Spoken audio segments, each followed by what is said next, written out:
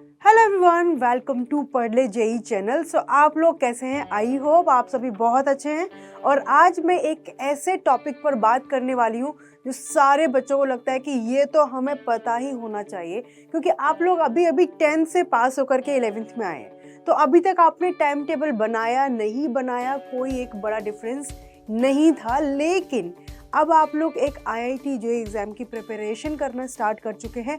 So it is actually very important कि हमें अपना टाइम टेबल बनाना होना चाहिए, कि हमें पता होना चाहिए किस टाइम पर हमें क्या करना है। ऐसे रैंडम नहीं कि चलो आज 2 घंटे पढ़ाई कर लेते हैं, आज हमने 3 घंटे पढ़ लिया, ऐसे नहीं। एक प्रॉपर टाइम टेबल होना चाहिए ना। कुछ बच्चों के दिमाग में बहुत ढेर सारे क्वेश्चंस होते हैं कि किस टाइम पर सोना है, किस टाइम पर जागना है, कितने घंटे स्टडी करना चाहिए, कितने घंटे के बाद हमें सिटिंग मतलब कितने आवर की सिटिंग नहीं करनी है, लगातार कितना स्टडी कर सकते हैं, मतलब ढेर सारे क्वेश्चंस हैं। तो आज के सेशन में हम लोग इन सब टॉपिक पर डिस्कस करने वाले हैं कि किस तरीके से आप लोगों को टाइम टेबल बनाना चाहिए। और ये बहुत ज़्यादा इम्पॉर्टेंट है, मतलब हर किसी को, सबके लिए टाइम टेबल बनाना बहुत इंपॉर्टेंट है। चाहे वो स्टूडेंट लाइफ है, चाहे वो आपके करियर लाइफ है, या कोई अपना जॉब में है, तो ये तो बहुत ज़्यादा इम्पॉर्टेंट है। सो आज हम लोग बेसिकली स्टूडेंट्स जो जेई की प्रिपरेशन कर रहे हैं उनके लिए टाइम टेबल के बारे में डिस्कस करने वाले हैं। सो फटाफट से जुड़ जाइए आज के सेशन में, और बाकी अपने स्टूडेंट्स, अपने दोस्तों, सबको इन्वाइट कर दो। सो सबसे पहले मैं थोड़ा सा आपको बताती हूँ कि आप लोगों को लगता है कि मैम लेट नाइट स्टडी करें या अर्ली मॉर्निंग। सो आजकल सब लोग अकॉर्डिंगली लेट नाइट स्टडी करते हैं, बट ओवरनाइट स्टडी नहीं करनी है। कुछ बच्चे क्या करते हैं कि मैम हम 5 बजे तक पढ़ते हैं, पूरा रात पढ़ते हैं और फिर सुबह सोते हैं। ठीक है, बहुत सारे करते होंगे, लेकिन इसमें प्रॉब्लम क्या है कि रात में कई मतलब ऐसा है कि बीच में 1 से 3 बजे तक के टाइम में आपको फिर से भूख लग जाती है। मतलब छोटा सा सिनेरियो है। होता क्या है कि आपने रात को खाना खाया और फिर आप सो गए, पढ़ाई करना स्टार्ट कर दिया। 2-3 घंटे बहुत अच्छी स्टडी होगी, मतलब 1 बजे तक तो आई बिलीव 1 या 2 बजे तक आप पढ़ पाएंगे। लेकिन उसके बाद एक तो आपने 2.5-3 घंटे लगातार स्टडी किए, तो आपको उठना भी है और आपने भूख भी लग गई है। तो आप क्या करेंगे? कुछ खाने का ढूंढेंगे घर में, या फिर कुछ बनाने लग जाएंगे। मैगी बना लिया, आजकल मैगी का कल्चर है। मतलब छोटी सी बात, लेकिन आप बहुत ज़्यादा डिस्ट्रैक्ट हो जाएंगे। और मीनवाइल आपके किसी दोस्त का फ़ोन आ गया कि अरे भाई तू भी पढ़ रहा है क्या? बोला अरे हाँ भाई मैं भी पढ़ रहा हूँ। क्या पढ़ लिया? मतलब करते करते आपने पता चला गप्पे मार ली। क्यों? कि कोई भी आपको देख नहीं रहा। घर में आप स्टडी करते हैं तो आपकी मदर, आपके फादर आपको वॉच आउट करते रहते हैं, लेकिन रात में सब सोए हुए हैं, तो आप यहाँ पर 1-2 घंटे वेस्ट कर देते हैं, तो उससे कुछ फ़ायदा नहीं है। तो अच्छी बात क्या है कि आराम से जो बच्चे सुबह 4-5 बजे उठ सकते हैं तो बहुत ही बढ़िया, अच्छी बात है। जो बच्चे आराम से सुबह मॉर्निंग में उठ सकते हैं, हर तरीके के स्टूडेंट्स होते हैं। मेरे साथ मेरी एक फ्रेंड थी जो रात को स्टडी नहीं कर सकती थी, और वो सुबह उठ के पढ़ती थी अराउंड 4-4:30, मतलब 3:30 भी उठ जाती थी वो इजीली। तो वो रात को जल्दी सोती है। ऐसा थोड़ी कि रात को भी लेट सोएंगे और जल्दी उठ जाएंगे। आपको स्टूडेंट लाइफ में ऐसा नहीं कि सिर्फ 4 और 5 आवर्स की नींद लेनी है, मिनिमम हमें 6 आवर्स की नींद लेनी है। ये मिनिमम है, इससे कम तो कतई नहीं चलेगा। आप कहते हैं कि मैम मैं 7 to 8 आवर्स नींद लेता हूँ, बहुत अच्छी बात है, कोई प्रॉब्लम की बात नहीं है। 7 से 8 घंटे तक की नींद आप सफिशिएंटली ले सकते हो, कोई प्रॉब्लम नहीं है। ऐसा नहीं कि भाई मैं 10 घंटे ही सोता हूँ, मुझे उतने में ही आराम मिलता है। नो, उतना ओवर डोज नहीं देनी है नींद की, और 6 आवर्स से कम भी नहीं सोना है। बहुत सारी चीज़ें हमें पढ़नी है, बहुत सारी चीज़ों को यहाँ पर स्टे कराना है। तो जितना ज़्यादा आपका माइंड रिलैक्स होगा, नींद लेने से क्या होता है भाई, डॉक्टर भी कहता है कि नींद बहुत ज़्यादा इंपॉर्टेंट है। तो नींद पूरी करोगे तो आपका रिलैक्स रहेगा दिमाग, आप जो भी चीज़ें पढ़ेंगे सीधा एंटर करेंगे। कई बार आपने ऐसा फील किया होगा अपने साथ, आप कुछ स्टडी करते हैं ना, आपने एक लाइन को रीड किया, आपको समझ ही नहीं, आपने फिर रीड किया, मतलब आपने इसको 4 बार रीड कर लिया, सिर्फ आप रीड कर रहे हो, लेकिन दिमाग में समझ में नहीं आता कि कहना क्या चाह रहा है, क्योंकि हम बहुत ज़्यादा एग्जॉस्ट हो जाते हैं। तो हम समझना मतलब एकदम से क्लिक नहीं होता, हमें बहुत वक्त लगता है। तो फिर कहते हैं ना अरे भाई थोड़ा रेस्ट लेते हैं, पानी वानी पीते हैं। तो वही सेम सिचुएशन है कि आप पूरा दिन अपने आप को ऐसे एनर्जी में रखना चाहते हो, तो एक सफिशिएंट अपनी नींद लेना जो है बहुत ज़्यादा ज़रूरी है। तो मतलब 6 से 8 घंटे के बीच में आप लोग ले सकते हैं। कुछ बच्चों को होता है कि नहीं मैम मेरा 6 आवर्स में कंप्लीट है, मुझे इससे ज़्यादा नींद नहीं चाहिए, तो वेल एंड गुड। कुछ बच्चे होते हैं थोड़ी सी ज़्यादा, उनको 7 to 8 आवर्स में, दैट इज़ ऑल्सो गुड।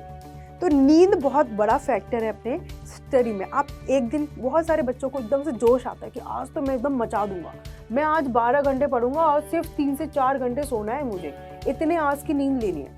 बिल्कुल कर लोगे आराम से। अगले दिन थोड़ा सा लगेगा यार चल आज 5-6 घंटे सोते हैं, बट थर्ड डे वही बालक पता है 13 से 14 घंटे सो जाएगा। क्यों? बॉडी तो वही है ना, ह्यूमन बॉडी है, तो उसको रेस्ट चाहिए। तो rather than doing in this way, irregular नहीं रखने हैं अपनी चीज़ों को, रेगुलर रखना है। एक टाइम टेबल फिक्स होना चाहिए, सबका स्लीप साइकिल सेम होना चाहिए। ऐसा नहीं कि आज मैंने रात के 3 बजे तक स्टडी की और 3 से मैंने 9 o'clock तक मॉर्निंग के लिए स्लीप किया और फिर अगले दिन मैंने रात के 10 बजे सो गया और सुबह 4 बजे तक सोता रहा, 4 बजे उठ के पढ़ाई की। ऐसा नहीं करना है। अपना एक फिक्स कर लो किस टाइम पर आपको स्टडी करनी है। मतलब ऐसा है कि हफ्ते में एक दिन हो गया उल्टा सीधा तो कोई दिक्कत नहीं, बट वी विल ट्राई कि हम अपने टाइम टेबल पर स्टिक रहेंगे। कि सबसे पहले नींद का साइकिल फिक्स करो कि मुझे इतने आवर्स में यहाँ पर अपनी नींद पूरी करनी है। आधा घंटा ऊपर नीचे चलता है, इतना चलता है, बट ऐसा नहीं कि सीधा सीधा 5 आवर्स का गैप आपने कर दिया कि आज 10 बजे सोए, कल को मैं 3 बजे सो रहा हूँ। तो ऐसे नहीं करना है। क्लियर? पहली बात कि अपना नींद का बिल्कुल फिक्स करना है। एंड उसके साथ साथ अब बात आती है कि हमें किस तरीके से मैनेज करनी है चीज़ों को। रिवाइज करना बहुत ज़्यादा इम्पॉर्टेंट है ना। दिन में आप क्लासेस ले रहे हैं, अपनी क्लासेस भी चलती हैं सब्जेक्ट्स की, फिजिक्स, केमिस्ट्री, मैथमेटिक्स, हम IIT की बात करें वो भी पढ़नी है, कोचिंग भी करनी है, स्कूल भी जाना है और सेल्फ स्टडी भी करनी है। तो यहाँ पर सेल्फ स्टडी हो गया, ठीक है, इसमें अपना साथ ही साथ कोचिंग हो गया, है ना, जो आप लोग कोचिंग में पढ़ते हैं ये हो गया। और स्कूल का तो है ही, जो बच्चे स्कूल जाते हैं उनको के पास स्कूल का बर्डन है। तो यहाँ पर जो सबसे ज़्यादा इम्पॉर्टेंट है ना वो सेल्फ स्टडी भी है। बच्चों को ये लगता है कि सेल्फ स्टडी क्या करना। अच्छा, कोचिंग आप क्लासेस नहीं करेंगे रेगुलर अटेंड तो हम आगे बढ़ेंगे कहीं, तो हमें ये तो करना ही करना है, साथ के साथ सेल्फ स्टडी भी करनी है। अच्छा ये बताओ, सिलेबस सारे बच्चे कंप्लीट करते हैं? जो भी बच्चा जेईई की प्रिपरेशन कर रहा है तो आपको क्या लगता है कि वो अपना सिलेबस कंप्लीट नहीं करता है, इस वजह से उसका मार्क्स कम आते हैं मेन एग्जाम में? सिलेबस सारे बच्चे कंप्लीट करते हैं। डिफरेंस पता है कहाँ पर आता है? रिवीजन में। कि जो बालक 5 से 6 टाइम्स रिवाइज कर लेता है अपने टॉपिक्स को, और ये वही बच्चे होते हैं जो टॉप करते हैं। भाई कोर्स सारे कंप्लीट करते हैं, सारा सिलेबस सबको ही पढ़ता है, लेकिन ये कौन करता है? ये बहुत कम करते हैं। ये वो 1% करते हैं, यही वो टॉप 1% में आते हैं। तो आपको उसी टॉप 1% में आना है कि हमें इतने टाइम हर टॉपिक को रिवाइज करना है, क्योंकि हम रिवाइज नहीं करेंगे तो चीज़ें फेड अप होती जाएंगी। अभी हम 11th में पढ़ेंगे, 1 साल के बाद 12th में मूव करेंगे, तो जो 11th में पढ़ा है वो हम रिवाइज नहीं करेंगे तो उसे क्लीन हो जाएगा कि जैसे कभी पढ़ा तो था बट कुछ याद नहीं है इसके बारे में। तो रिवीजन बहुत ज़्यादा इंपॉर्टेंट है, बहुत ज़्यादा इंपॉर्टेंट है। बिल्कुल अच्छे से छपा लो अपने दिमाग में कि नहीं भाई हमें, जैसे मैंने एक और ऐसे आपको कभी बताया था कि कैसे करना है अपने को। जैसे आज आपने क्लास में कोई एक चैप्टर 1 पढ़ा है, चैप्टर 1 का लेक्चर 1 पढ़ा सपोज करो, तो आज तो हमने इसको किया ही है, ठीक है, आज तो हमने इसको पढ़ा ही है। अब जैसे ही हमारा वीकेंड आएगा, वीकेंड पे कोई क्लासेस नहीं है, तो वीकेंड का मतलब मस्ती नहीं है। वीकेंड पे अपना मतलब क्या है कि पूरे हफ्ते में हमने जितने भी लेक्चर्स अटेंड किए उन सबको आज रिवाइज करेंगे, क्योंकि अभी तो स्टार्ट हुआ है, तो वीकेंड पे रिवाइज करेंगे। तो सेकेंड टाइम यहाँ पर हो गया, सेकेंड टाइम हो गया। जब हमारा कोई टेस्ट आएगा, मॉक टेस्ट होगा या अपना वीकली टेस्ट होगा या अपना मंथली टेस्ट होगा या स्कूल में कोई टेस्ट होगा, उस टाइम पर हम फिर से रिवाइज करेंगे उन टॉपिक्स को जो अपने सिलेबस में आने वाले हैं। थर्ड टाइम हो गया। सिमिलरली जब आपका 11th कंप्लीट होगा आप एक बार फिर रिवाइज करेंगे। कहना बहुत आसान है, आपको लग रहा है अरे मैम आप तो 3-4 बार का ही बोल रहे हैं, मैं तो सारा 5 से 6 बार ही कर लूँगा 11th में। दोस्त उसमें अपने को 3 सब्जेक्ट भी कवर करनी है ना, और इधर स्कूल में भी आपको थोड़ा बहुत स्कूल के एडिशनल जो सब्जेक्ट्स हैं वो भी पढ़ने हैं। हर दिन नया टॉपिक आप पढ़ोगे वो भी रिवाइज करना है। जब हमारा 1 मंथ कंप्लीट हो जाएगा तो आपके हर सपोज करो 1 मंथ कंप्लीट हो गया तो मिनिमम आपके हर सब्जेक्ट के एटलीस्ट 2 चैप्टर कंप्लीट होने को होंगे। मतलब कम से कम 2 तो हो ही जाएंगे, किसी का 1.5 होगा, किसी का 2 होगा, किसी का 2.5 भी हो सकता है। तो टोटल ये मानो कि 6 चैप्टर का एवरेज लगा लिया, 6 चैप्टर कंप्लीट हो चुके हैं आपके टोटल। तो अब जब अगले महीने में पहुंचेंगे तो वहां पर हम नया तो पढ़ ही रहे हैं, साथ के साथ ये 6 चैप्टर भी पाइलअप होके आएंगे। तो अब इनको पूरा का पूरा रिवाइज कैसे करेंगे अगले महीने में, इसके लिए इम्पोर्टेंट क्या है कि अपने को शॉर्ट नोट्स बना करके रखने हैं साथ के साथ। तो जब हम ये संडे के दिन रिवाइज करने बैठेंगे ना यहाँ पर वीकेंड पर, तो हम क्या करेंगे, शॉर्ट नोट्स बनाएंगे। मतलब शॉर्ट नोट्स हम साथ के साथ बनाने की कोशिश करेंगे। यहाँ पर रिवीजन का तरीका है कि हम फिर से एकदम कॉम्पैक्ट वे में लिखेंगे, क्योंकि आप सिंपल ऐसे रीडिंग कर रहे हो और रीडिंग करते करते ख्याल में चलने लग गया क्या, चिकनी चमेली, और वहीं पे गाने चलने लग गए दिमाग के अंदर। तो सिर्फ रीडिंग में हम लोग भटक जाते हैं अपना। तो करना क्या है, जब भी रीडिंग अपना रिवाइज कर रहे हो तो ट्राई करो कि जो भी आप पढ़ रहे हो उसको कंसाइज वे में, मतलब छोटा बना करके हम शॉर्ट फॉर्म में लिखो अपनी लैंग्वेज में। क्योंकि जब आप फटाफट से रिवीजन करना होगा, एग्जाम आ गया, अपने स्कूल के एग्जाम में काम आ रहा है, या वीकली टेस्ट हो रहा है, या मॉक टेस्ट हो रहा है, तो फटाफट से यू कैन रिवाइज, है ना, कि 10 मिनट में चलो एग्जाम से जाने से पहले कि क्या क्या इंपॉर्टेंट चीज़ें थी इस चैप्टर में हो गया रिवाइज। तो टाइम टेबल इस तरीके से सेट करना है पहले कि हमें दिन में स्टडी के लिए कितने आवर्स मिले। तो आपको कम से कम, जैसे सबकी ना डिफरेंट होती है कैपेसिटी, और अभी आप इनिशियली स्टार्ट कर रहे हो, तो मैं सिंपल कहूँगी कि 5 से 6 आवर्स का टाइम टेबल बनाओ अपना स्टडी का। 5 से 6 आवर्स का, किसके, इनके अलावा, कोचिंग और स्कूल के अलावा ये सेल्फ स्टडी इंपॉर्टेंट है, इसके लिए 5 से 6 आवर्स। सुन के बहुत डिफिकल्ट लग रहा है, लेकिन जब अपन को टारगेट हम अच्छा चलेंगे तभी वहाँ तक हम पहुँचेंगे। पहले ही मैं आपको टारगेट दूँ 3 to 4 आवर्स का, तो आप कहेंगे यस मैम डिफिकल्ट तो है, बट हम लोग कोशिश करेंगे।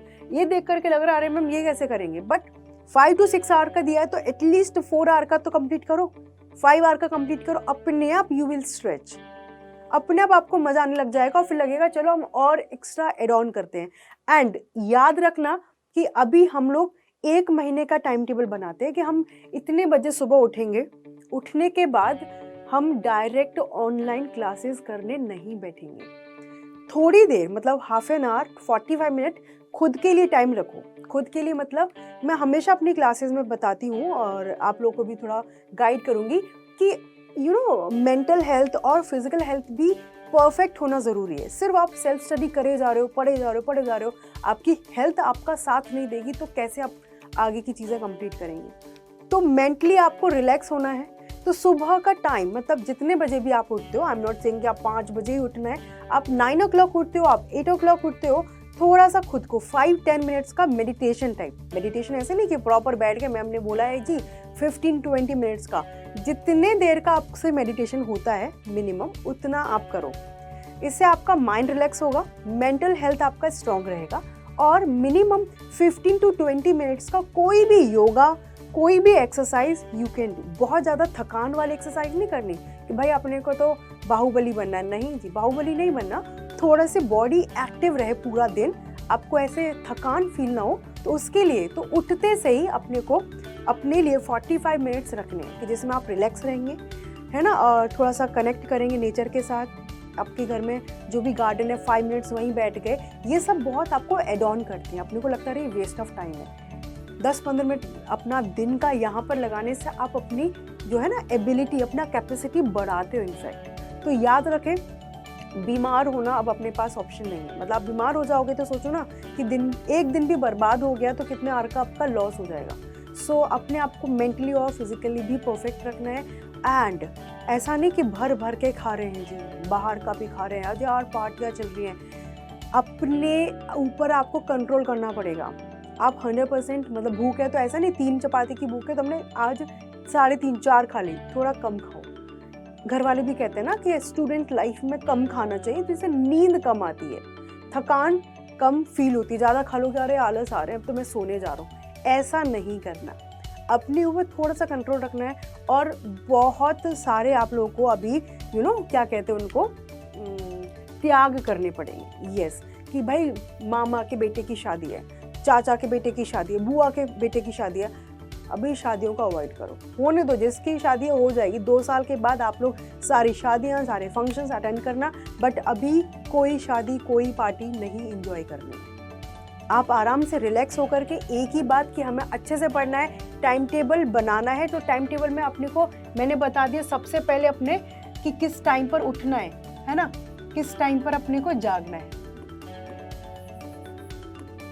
मॉर्निंग का टाइम फिक्स करना है कि कितने बजे अपने को उठना है। उसके बाद सेकंड थिंग कि एक्सरसाइज कि कितनी देर कब से कब। थर्ड अपना ब्रेकफास्ट का टाइम लगाया। नंबर सेल्फ स्टडी के लिए टाइम सुबह। अब वो अपने अकॉर्डिंग आप लोग लिखोगे, सबका अलग अलग टाइम है। कोई किस टाइम पर अपने क्लासेस कर रहा है, कोई कभी स्कूल जा रहा है, तो आपको मॉर्निंग में सेल्फ स्टडी का टाइम मिलेगा तो आप करेंगे, ठीक है। फिर बीच में आपने कोचिंग्स का टाइम रखा। फिर उसके बाद जो आज की क्लास में पढ़ा है वो तो रिवाइज करोगे ही करोगे, साथ में जो पिछली क्लासेस में पढ़ा है उसको भी आप टाइम देंगे। तो यहाँ पर अपने अकॉर्डिंग टाइम टेबल बनाओगे, ठीक है। आप बोरिंग फील करते हो तो try to listen some music, जिसमें मैं कहूँगी कि ज़्यादा ढिंचक मत सुनना। मतलब ज़्यादा ऐसे वो वाले सॉन्ग्स होते हैं ना जिसमें लिरिक्स बहुत ऐसे होते हैं, तो वो बैक ऑफ द माइंड चलते हैं। जब आप अकेले बैठ करके स्टडी करते रूम के अंदर, तो ऐसे बैठे बैठे आप पढ़ रहे हो, सडनली वो माइंड के बैक ऑफ द माइंड में चलने लग जाते हैं। तो प्लीज़ ट्राई कि कोई रिलैक्सिंग सूदिंग सा म्यूजिक आप सुने, है ना। कुछ जो अच्छे रिंग टोन वो होते हैं ना, क्या बोलते हैं ना, बीट्स वाले म्यूजिक आप सुने, तो वो ज़्यादा आपको हेल्प करेंगे, सूद करेंगे आपके माइंड को। तो वैसा आपको करोगे तो ज़्यादा अच्छा है। बाकी इट्स योर चॉइस, बट मेरा कहने का मतलब ये है कि बहुत ज़्यादा डिस्ट्रैक्टेड नहीं होना है। और थोड़ी सी बात, जैसे 20-20-20 का रूल है ना, 20-20 का एक रूल होता है। ये हम T20 की बात नहीं कर रहे हैं। आजकल बहुत ज़्यादा आप लोग का स्क्रीन टाइम बढ़ गया है ना। सो आपको ट्राई करना है कि हर 20 मिनट्स के बाद अपनी आईज़ को ब्लिंक करो, जिससे आपको थकान भी कम होगी। और आपकी जिन बच्चों को अभी तक स्पेक्स नहीं लगे, मेरे को स्पेक्स लगे हुए हैं, तो जिन बच्चों को अभी तक स्पेक्स नहीं लगे तो आप भी बच जाओगे। कैसे? आफ्टर 20 मिनट्स अपने आप को थोड़ी अपनी आईज़ को 20 सेकेंड्स के लिए बंद करो। आप कहोगे मैम 20 सेकेंड काउंट करें? इनिशियली आपको थोड़ा ऐसे फोकस रखना पड़ेगा, बाकी थोड़ी देर के लिए बंद कर लो। मतलब होता है कि आप कुछ भी स्टडी कर रहे हैं, कुछ भी क्लास अटेंड कर रहे हैं, है ना, 20 मिनट हो गया है अप्रॉक्स, ऐसा नहीं एग्जैक्ट 20 घड़ी बजनी चाहिए। 15-20 मिनट्स के बाद थोड़ा सा आइज़ को रिलैक्स करो, आंखें बंद करो। मैं बोल रही हूँ तो मेरी आइज़ भी रिलैक्स हो रही हैं। तो ये रूल फॉलो करना ज़रूरी है। और सेम टू सेम कि आप 25 मिनट स्टडी किए, आपने लगातार सिटिंग की है। कुछ बच्चों को हैबिट नहीं होती, ये प्रॉपर स्टडी हुई है इसके ऊपर, तो आप उठो और 5 मिनट का रेस्ट लो। जिन बच्चों को अभी सिटिंग की उतनी ज़्यादा आदत नहीं है, आप 1 आवर स्टडी करते हो तो 10 मिनट का रेस्ट कर लो। कि आपने लगातार 1 आवर स्टडी किया है तो 10 मिनट का रेस्ट ले लो। इससे कम में भी काम चल जाता है, पर ये मैक्सिमम, इससे ज़्यादा नहीं लेना। अच्छा, किसी बच्चे ने 2 से 3 घंटे की स्टडी कर ली, लगातार सेल्फ स्टडी की है, तो आराम से आप क्या करोगे, ज़्यादा से ज़्यादा मतलब 20 से 30 मिनट का रेस्ट ले लो आराम से। बच्चे क्या करते हैं, ये दिमाग में रखना बहुत ज़रूरी है। बच्चे करते हैं, अरे हमने 3 घंटे पढ़ाई कर ली, अब हम 1 घंटे तक कुछ नहीं पढ़ेंगे। ऐसा नहीं करना। अपने को हैबिट डालनी स्टार्टिंग में कि बस ज़्यादा से ज़्यादा आधा घंटे का अपन ब्रेक लेंगे, उससे ज़्यादा ब्रेक नहीं लेंगे। क्लियर है? बात समझ में आ गई सबको?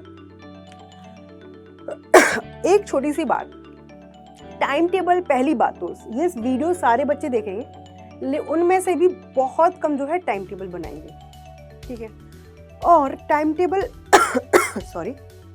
टाइम टेबल बनाएंगे भी तो उसको फॉलो नहीं करेंगे। तो अपने को क्या करना है, सुबह आपने मतलब एक हफ्ते के लिए सपोज करो टाइम टेबल बनाया, तो हर रात आप एनालिसिस करोगे कि क्या आपने उस टाइम टेबल को फॉलो किया। गिल्ट में नहीं जाना कि मैंने फॉलो ही नहीं किया, मैं कल से बनाऊंगा ही नहीं, मेरे को नहीं अच्छा लग रहा। आप उस गिल्ट की वजह से थोड़ा सा अपने आप को पुश करोगे अगले दिन। कैसे? कि अरे मैंने ये टाइम टेबल बनाया, कल मैंने फॉलो नहीं किया, तो आज मैं फॉलो करता हूँ। इस तरीके से आप खुद को इम्प्रूव करोगे, खुद को एनालिसिस करोगे कि क्या मैंने अपने टाइम टेबल को फॉलो किया कि नहीं। This is actually very important, ठीक है। कुछ पॉइंट्स अपने सामने, प्रैक्टिस टॉपिक्स रेगुलरली, अपने टॉपिक्स को रेगुलर प्रैक्टिस करना है। कभी भी अपने आप को दूसरों से कंपेयर मत करो कि भाई वो तो 10 घंटे पढ़ रहा है, मैं 2 घंटे पढ़ रहा हूँ, या वो 2 ही घंटे पढ़ रहा है, मैं तो 8 घंटे पढ़ रहा हूँ। कभी भी कंपेयर मत करो।